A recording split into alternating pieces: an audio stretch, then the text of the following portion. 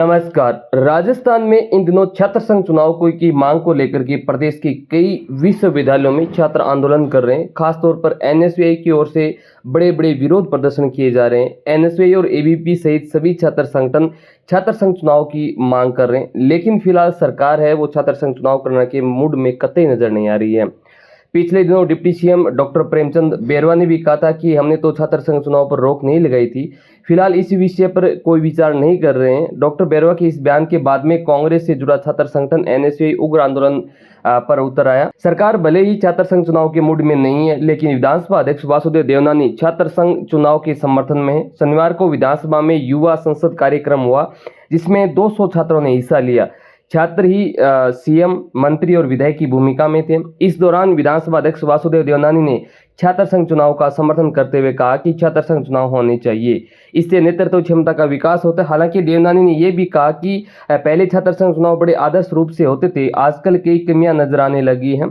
छात्र संघ चुनाव में धनबल और बाहुबल का प्रयोग होने लगा है, ये सब रुकना चाहिए। उन्होंने कहा कि जो कमियां हैं उन्हें दूर करके छात्र संघ चुनाव होने चाहिए। छात्र संघ चुनाव को लेकर के सरकार का रुख फिलहाल स्पष्ट नहीं है। विश्वविद्यालयों की ओर से छात्र संघ चुनाव के रूप में शुल्क ली जा रही है, लेकिन चुनाव पर रोक लगी हुई है। हाल ही में उच्च शिक्षा विभाग की ओर से जारी कैलेंडर में छात्र संघ चुनाव का जिक्र जरूर किया गया है, लेकिन चुनाव की तारीख का जिक्र नहीं किया गया है। इस तरह असमंजस की स्थिति में विधानसभा अध्यक्ष का बयान आना अपने आप में बड़े मायने रखता है। देखना यह है कि आगामी दिनों में राज्य सरकार चुनाव पर रोक लगाती है या फिर हटाएगी। छात्र संघ चुनाव पर पूर्व कांग्रेस सरकार ने रोक लगाई थी। पूर्व मुख्यमंत्री अशोक गहलोत के कार्यकाल में 12 अगस्त 2023 को उच्च शिक्षा विभाग की ओर से आदेश जारी करते हुए छात्र संघ चुनाव नहीं कराने का फैसला लिया गया था। सरकार का तर्क था कि कई विश्वविद्यालयों के कुलपतियों ने छात्र संघ चुनाव नहीं कराने की राय दी थी। छात्र संघ चुनाव में धनबल और बाहुबल का इस्तेमाल होना बताया गया था। साथ ही नई शिक्षा नीति लागू करने में परेशानी और अध्ययन में व्यवधान होना भी बताया गया था। अब पूर्व सीएम अशोक गहलोत का मन बदल गया और प्रदेश में सरकार भी बदल गई है। और अब पूर्व सीएम अशोक गहलोत छात्र संघ चुनाव कराने के पक्ष में आ गए हैं। उन्होंने शनिवार को ट्वीट करके अपने बयान जारी किया कि छात्र संघ चुनाव राजनीति की पहली पाठशाला है, ऐसे में सरकार को छात्र संघ चुनाव कराने चाहिए। गहलोत ने अपने बयान में कहा कि हमारी सरकार के समय पुलिस और प्रशासन के फीडबैक के कारण छात्र संघ चुनाव नहीं कराए जा सके थे। उन दिनों प्रशासन विधानसभा चुनाव की तैयारी में व्यस्त था, कॉलेज के अधिकारी कर्मचारी चुनावी ट्रेनिंग में व्यस्त थे। इस मजबूरी के कारण सरकार छात्र संघ चुनाव नहीं करा पाई थी।